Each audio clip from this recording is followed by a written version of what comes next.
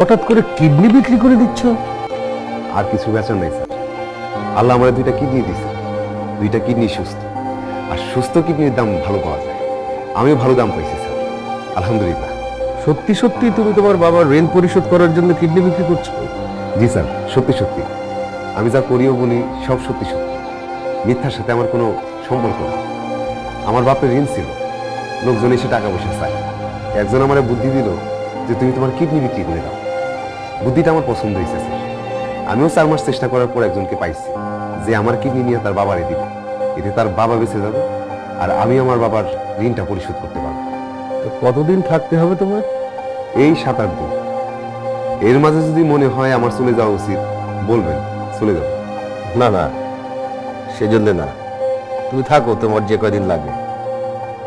দূরবীন, ওনার রুমটা খুলে দে, আজ থেকে ওখানেই থাকবে।